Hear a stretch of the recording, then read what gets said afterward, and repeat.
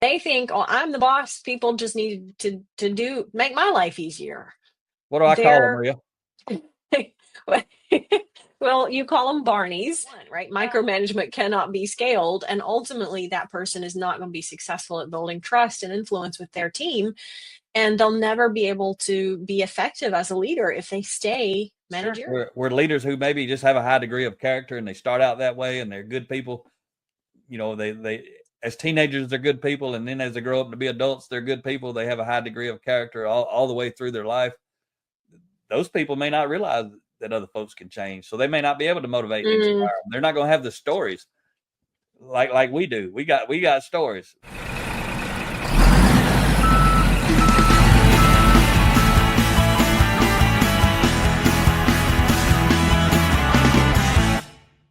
Hello, and thanks for listening to the Blue Collar Leadership Podcast today. Or this episode actually happens to be on video and it's uploaded to the Blue Collar Leadership YouTube channel. So you may be watching it there. Either way, we appreciate it. Got Ria with me today, and we're going to talk about the 5 types of leaders. And you may have seen the course. We've promoted that course. It's a free course, so you don't have to pay anything. But you go to the5typesofleaders.com and use the number 5, not the word, not the letters. The5typesofleaders.com, and you can enroll in that course for free. Try it out. It's a 2-hour course. Comes with an 8-page downloadable workbook. Kind of fill in the blank. When you get done, you'll actually get the official certificate of completion with your name on it, the date and time that you finished it up. So we're just going to talk to you a little bit today. Just going to share with the folks who maybe haven't went through that course a little bit about what that course is about, and just provide some extra value to you. So glad to have you join me, Ria. Absolutely. This is kind of timely because I just got done on a podcast interview for somebody else's podcast. And I had an interesting question that I'd never really thought about. But this person was we were talking about the difference between management and leadership, right? We all know there is a difference. And I was explaining that. And she asked me in the interview, she said, have you ever seen where someone who, they were like me, I was a hardcore, wanted to manage things and processes and people, right? She said, have you ever seen someone who's just a firm manager make that shift into leading and inspiring people instead of trying to manage them? And if so, do they become a different type of leader? Do they become more of a servant leader? And you and I use the words high impact leader. It was a fabulous question, right? She was kind of getting at, is it more difficult when someone shifts? Are they better equipped to then step into that role of high impact leader? Are they more effective if they were more resistant to begin with? Does that make sense? Yeah, that's good. It was a good question. I'd love to hear your thoughts on it. Yeah, I mean, to me, I think they would be a better leader because they have experience on both sides of the fence. Just like with me, when I talk about my personal transformation, Mm. where I come from, because of all the choices and changes and values that I had to work hard to literally change, allowed me to now know what other people are going through. So a leader who's truly transformed, because that's what I would call that person has transformed themselves personally, and not Mm. just as a leader professionally, but they had to go from being a managerial leader to a servant leader. They had to change. That person would have to change themselves personally. So they've Yes. actually experienced what we call transformation, at the ground level. So I think that person would be much more better positioned to deal with other leaders who are maybe hadn't made that transformation yet, but they need to. Mm. Yeah, I think it's one of those things and we're going to get into the types of leaders and the transformation that's required there. But it's one of those things, right? You'd rather learn from a tour guide than a travel agent. Yeah, yeah. So somebody who's actually been there versus somebody who knows where you need to go and just wants to give you directions. Big Yeah. difference. What So what did you let's, say when you answered that question? Something similar or different? yeah, absolutely something similar. And I kind of added on to it. Absolutely. I think when someone is just more of a manager mindset and they make that shift, they are absolutely very impactful because they've had that transformation themselves, right? They get it at a fundamental level. But I think that, how far we climb when we're talking about the types of leaders, to what type of leader do I grow and develop myself is influenced by my character. And that is going to be impacted, not determined, but impacted or influenced by experience, personality, all of the things that we carry with us, right, that shape how we see the world is going to affect and influence what type of leader we want to develop into, because that's going to affect our values. And so I don't know if I said it exactly like that in that podcast interview, but that's really, I think my perspective is when we talk about the different types of leaders, we're almost talking about them in terms of growth. And that is going to be impacted, not determined again, but impacted by who we are, which is affected by what we've been through. And kind of back around to, if I've made that shift myself, I'm better equipped to help somebody else. Yep. And so I just want to, for everybody who's wondering what the 5 types are, we're gonna break them down. Let's dig in briefly here, but real quick, just an overview. The first type we're going to talk about is the managerial type. Then we're going to talk about the relational type, then the motivational type, then the inspirational type, then the transformational type, which was kind of what we were talking about right there. That's kind of what I was saying, that person who you described as a high impact leader, servant leader, because of the transformation they also experienced. To me, that person probably is working pretty hard on being the transformational type leader, but we'll wrap that one up. But again, we're just going to give you basically about a 20, 25 minute overview here once we get going. But again, you can go get the free course, dive into it deep. It'll be much more squared away, especially if you download your workbook to go with you and really take a deep dive into it. And just to share with everyone, Ria, that's listening, this is content actually out of my first book, Defining Influence. That book is subtitle is Increasing Your Influence Increases Your Options. And that book's got a lot of, it's 250 pages. People who are familiar with my books, most people hadn't read that one. It's not the 30 chapter, 3 pages per chapter, 90 page total format. It's actually about 19 chapters, 250 pages. And if you go to bluecollarleadership.com/download and look for Defining Influence, you can read a 20-page excerpt from pretty far back in the book. I think it's chapter 9 or chapter 11 in the book. I can't remember, but I've kind of gotten past a lot of the personal development stuff. And in the chapters that I'm giving you there, it's actually talking more about leadership, leading other people. So that book goes really deep, but just go in there and look for the Defining Influence thumbnail, click on it. You ain't got to put an email. You ain't got to subscribe to nothing. You can just read it right there. And we won't ever even know you read it, but go dive in and you can learn some other stuff about that. But so let's get into it, Ria. Let's just give a little bit of brief overview about what leadership is. Yeah, so leadership as influence, and so many people, and I was one of those people that I first thought leadership is authority, leadership is title, leadership is rank. And when we understand leadership is influence, John Maxwell says leadership is influence, nothing more, nothing less. It's not about the title or the rank. It's just the ability to influence people at home and at work. And when we understand that leadership is influence, everyone is a leader, right? I had this discussion with a group of teens just last week. We were talking about leadership and influence, and one young lady was like, what happens if you're just there? You're not a leader. And I was like, that's not possible, right? You can't just be somewhere and not have influence on the people around you, positive or negative. So it really was a good question. From her perspective, she just didn't think of herself as a leader, but she very much is. And she just didn't understand leadership's influence, right? And so it was a really good talking point. When we think of that, everything or everyone is a leader. That means that everything that we do, we are either increasing influence or decreasing. Yeah, I would say, if I was in a room and people ask that question, I would talk about, because we're talking about leadership as influence. The person asked, what happens if you're just in the room, you're just sitting there doing nothing? Well, you ain't just sitting there doing nothing. You communicating to the world that you're the kind of person who walks in a room and sits there and does nothing.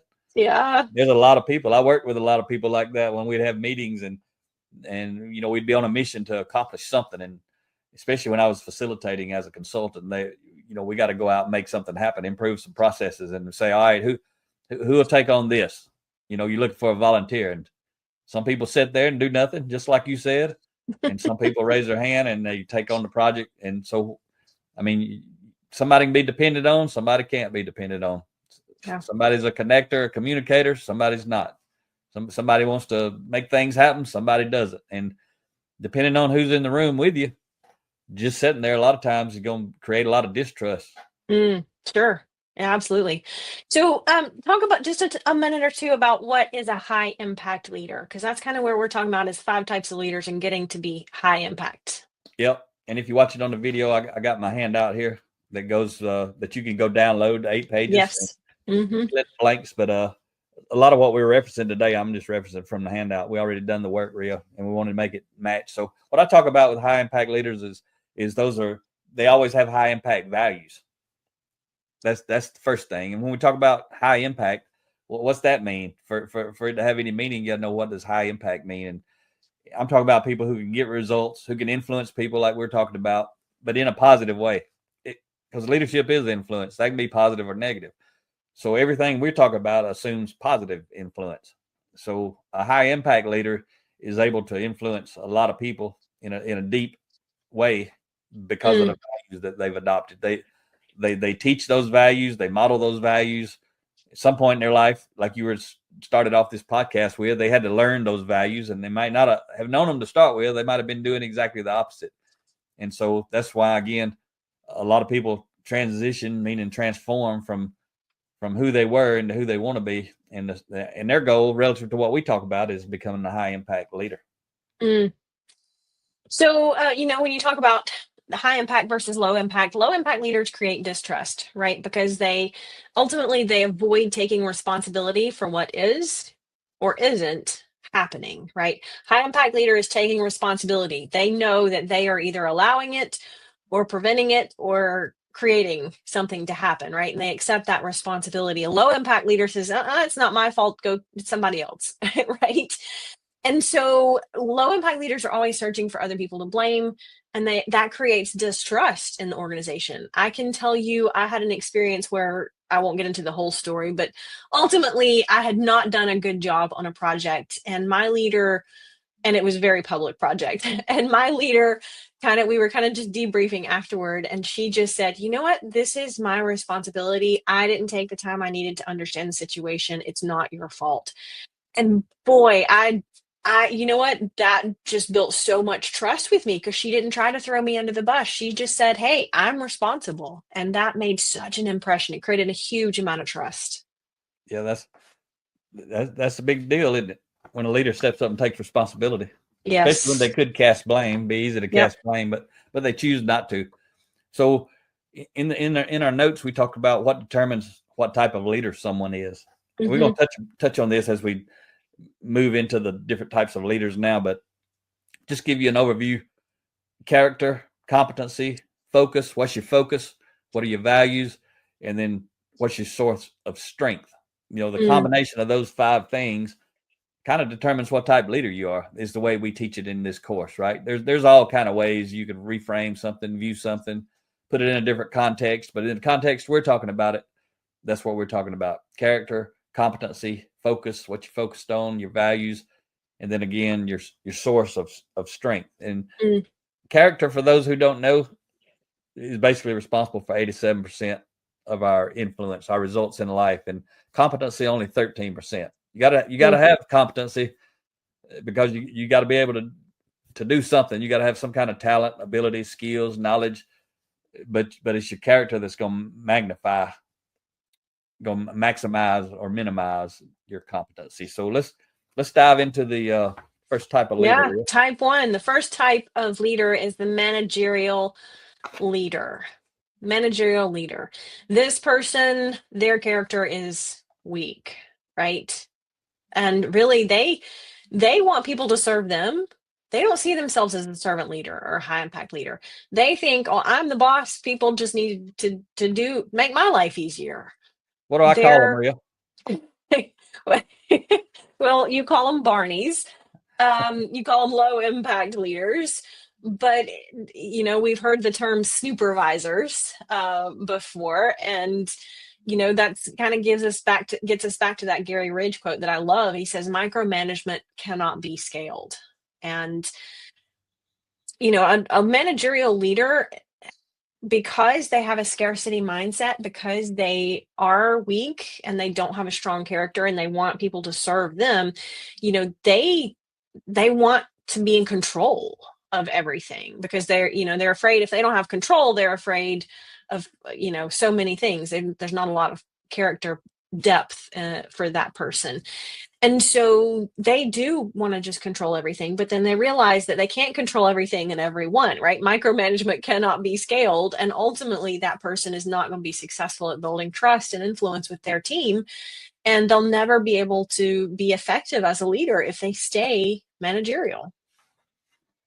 That's true. And the reason I call people Barney, in case you was wondering and you had never listened to my podcast, it's a reference to the old show from, I guess, the 1950s or 60s. I don't even remember. It was black and white, but the Andy Griffith Show. And, Yep. The sheriff was Andy and the deputy was Barney. And Andy was actually a servant leader, a high impact leader, and had some good character and some good values that his foundation was built upon. And poor old Barney, he just wanted to be the boss. He right? did. I was Barney early in my career. That was me. Yeah. Barney, though, he wants to be in control. He won't tell everybody what to do. Gets mad when they won't listen. Don't understand why they won't listen. Don't do anything to build any relationships. And he's the perfect example of a managerial leader, right? Or low impact leader. He fits right here into this first type of leader today. So as we roll into the second type leader, second type leader is the relational leader. So the managerial leader wants to control folks, and they may or may not have a high degree of competency, but they've been put in a position, so they got artificial influence, they got authority. But the relational leader is trying to build the relationship. That's why we call them the relational leader. They may not get great results. A lot of times you may have seen these kind of leaders out in the world, and they kind of, quite often they're the ones that get accused of trying to make everybody happy. They get accused of not holding people accountable. They want to be everybody's friend. Doesn't mean they're a bad person. It just means they're an ineffective leader. And we're talking about leadership. Yeah. I had someone that I reported to in my career, great relational leader, cared about people, built great relationships. Really, you just knew that person cared about you, but their weakness was not holding other people on the team accountable. And it frustrated me because I wanted to do a good job. I wanted to take care of my work. And when I would come in and not everybody else was held to the same standard, it really created a lot of tension, a lot of frustration, a lot of conflict between team members because, some people had different standards and everyone wasn't held accountable. And so I just firsthand experienced a relational leader makes you feel good, but they can't get results. And ultimately, that's not going to make you feel good. Yep. And as you're listening to this, you may be trying to think, what type leader am I? And if you have those questions, I really hope you go enroll in the course, because when you download the workbook and you go through and you fill in the blanks, and we go through it much deeper. There's 8 15-minute videos there to go through and break it down. And in the first 3 videos, we're just talking about leadership in general, kind of what that is. But you may be wondering what type of leader you are, and you need to be wondering. That's a good thing. Or you maybe you're not a boss, but you're thinking, what kind of leader do I report to? So if you go through this course, you're going to find out what type leader you are, what type leader you report to, and what type of other leaders work in your organization, which ones are most effective and which ones are least effective. And least effective, I can tell you, we already covered, is the managerial leader. And you don't want to stay there. And although the relational leader is a higher degree of character, that's why they value people and they want to build relationships.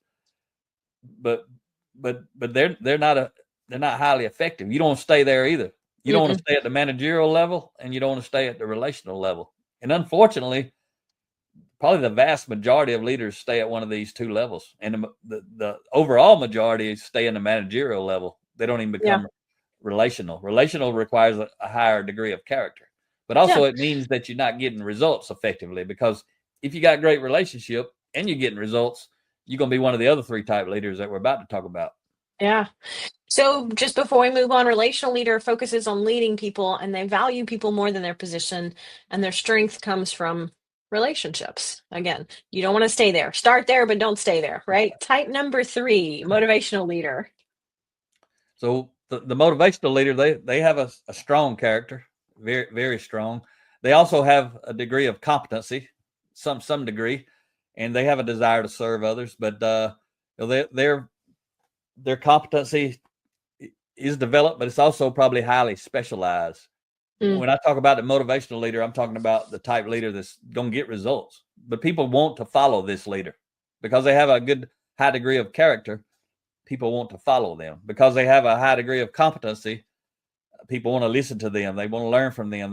They respect them. But also, these type leaders ask lots of good questions. I mean, they know how to motivate people. And directing people like a dictator ain't necessarily the way to motivate people. No. If you're doing that, you're going back down to the managerial type leader. So it's all about, again, it's a combination of character, competency, your focus, your values, and your area. Where's your strength coming from? Yeah, absolutely. That motivational leader, their strength comes from relationships and moral authority, but team results, right? They're getting results in the organization. And that's a struggle for some leaders who are naturally more relationship oriented. Because when you do care about people, it's sometimes harder to hold people accountable because you're able to empathize. But the leader has to realize that their number one responsibility is to the organization and getting results for the organization. The leadership dichotomy, as Jocko Willink calls it, is balancing that relationship and results. Yeah, and it's as we were talking to you, we're talking about the 5 types of leaders, but you could imagine there's a big mountain, and it's called the leadership mountain. And these types of leaders, type 1 is going to be at the bottom of the mountain. Type 2 is going to be a little bit higher. And 3, 4, and 5, you get to 5 to 3, you've already made it to the top of the mountain. Type 3, a motivational leader, you're at the top of the mountain. And someone listening may be saying, well, what about 4 and 5? Well, the fourth and fifth type of leader, the inspirational and transformational, they've made it to the top of the mountain too, but they don't just rest on what they've accomplished. And they go back down the mountain and help other people climb. And that's what we'll talk about as we kind of shift into the inspirational leader. Again, it's hard to do this in just 30 minutes, isn't it, Ria? Well, if you want to, this is kind of just an overview, right? We're just hitting the top of the waves. If you want the deep dive, go take the course. Yep, and do it for free. Again, you go there, and you do have to put your information because you're actually going to be doing it on a paid platform, but you do not have to pay for the course. It's free, but we've got it on the paid platform, so you won't have to put in any credit card or debit card information, no financial information, but you will have to put your basic information in. But we're not going to spam you. You won't get an email from us because you put your information in there. It's just we're trying to give you something free, and you got to use the platform that we got. But you go right in there, and highly encourage you to do this. When you go through that course, especially if you have people who report to you, you may want to get them to go through the course. If you've got leaders who are reporting to you, you could use this as a training and development aid or tool. You could play it, get everybody a copy of the handout, and actually go through it, pause. You could do a 15-minute video each week for 8 weeks, and you'd kind of have a little micro course, and you could print off the handouts, put the leaders in a room, and not just watch the video, but have a discussion around it. Sure. So each 15-minute video could be a 30 or 45-minute meeting each week to start developing your leaders, help provoke their thought, raise some awareness. So let's talk about that 4th type of leader, Ria. So the 4th type of leader is inspirational leader. And their character is stronger. You talked about that type 3 level leader has a strong character. Level 4 or type 4 inspirational leader is very strong character, right? Because they've reached that top of that leadership mountain you were talking about, but they've just looked around and said, I'm at the top of the leadership mountain. I want to go help somebody else climb. And so they have to start walking back down the mountain, right? And it requires a level of sacrifice to become this type of leader. Because if I'm going to, not just get to the mountain myself, but now I'm going to go help somebody else climb, so help somebody else haul their baggage up to the top of the leadership mountain, right? That's going to take time. It's going to take effort. It's going to take energy. Sometimes it might be investing in someone or mentoring someone. I've got to value that other person at a higher level, and that requires a stronger level of character. Character is not just bad or good in terms of person. I mean, it can mean that, but that's a very simple definition. The character is also the degree of our development in and of ourselves. Yeah, and as you consider these 5 types of leaders, the person's character, the leader's character at each level or each type, as you climb up that mountain, the character is increasing every time. Every Mm, type leader from the first type to the 5th type, the character 100% is improving, because yeah. even though the relational leader has a higher degree of character than a managerial and they want to build relationships, they don't have a high enough degree of character to actually want to get results on top of Mm, those relationships, which is what makes them a relational leader. If they were getting results, then they're a motivational leader. If and they build strong motivational. relationships and they get results. So this inspirational leader, they're really people focused. As you get into type 4 and type 5, the inspirational leader and the transformational leader, the focus on growing and developing people becomes much greater. Hmm. All Yeah, right. So, because their strength comes from just not just relationships now, but also the growth and the success of others, right? And that's significance pouring into someone else. And this leader's focus is on growing themselves and other in order to inspire growth in other people. yep. So when you think about like a motivational leader inside of a company, they're going to be really well liked leaders. They're going to get results. Hmm. They have strong Sure. relationships, and they're going to have a good competency, a good character.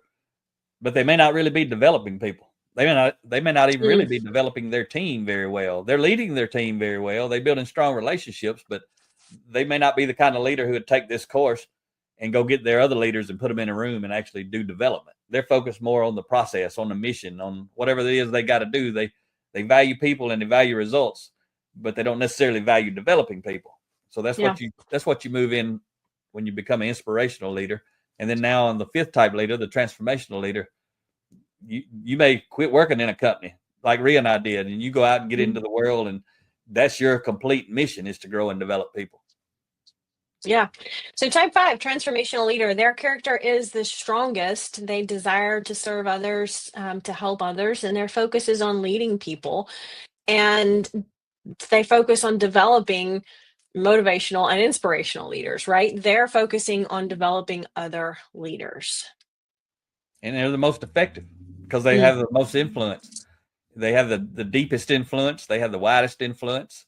Like my background's manufacturing, but Ria and I speak all over the place. Her background's healthcare administration, but again, we speak all over the place. And we speak to prison wardens. We've had some really cool. We actually we're part of a 9-month transformational leadership program with yeah. prison wardens for Yeah. multiple years. There was 30 or 40 of those prison wardens going through a transformational leadership development program, 9 months for them. Ria and I only participated, I think, 3 times. They were doing something once a week though for 9 months. They were getting Sure. all kind of resources to pour into them. But that's what they were focused on: transformational leadership of their team and their facility. Mm. So, a transformational leader's purpose is to transform others, right? They've been through that transformation themselves, like we talked about. Now they're helping other people walk through that transformation. And this type of leader has influenced people for years, right? This is legacy. This isn't just a 6-month deal. This is walking in the shoes for years and years and pouring into people at such a deep level that they are able to transform too, right? That you're helping facilitate their growth and transformation. And that takes time. That takes a lot of time. This isn't something that you can microwave and it comes out ready to eat. You're right. And you opened up talking about the person who had transformed Mm, themselves as a leader. yeah. Would they be more effective or whatever? And it fits right into this 5th type leader, as we said then. But part of that is because they have transformed, they realize that everybody who hasn't transformed is capable of transforming. Sure. We're leaders who maybe just have a high degree of character and they start out that way and they're good people. They as teenagers they're good people, and then as they grow up to be adults they're good people. They have a high degree of character all the way through their life.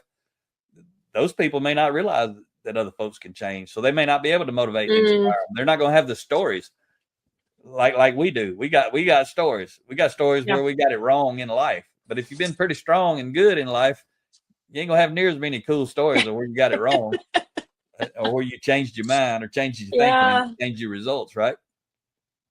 I like that. Change your mind, change your thinking, change your results. Oh, that's good. Yep. So hope you got value out of this little preview of the 5 types of leaders. And again, go to the 5typesofleaders.com. You can sign up, register for that. Get your whole team to do it if you like it. If you're a parent of a high school student or a college student, especially if they're going to work in the blue collar industries. But this lesson has nothing to do with blue collar or white collar. It's just about the different types of leaders. Get them to enroll with it, into it. Go through it with them. Anything else, Ria? That wraps it up. All right, folks. I hope you enjoyed today's podcast. Talk to you next time.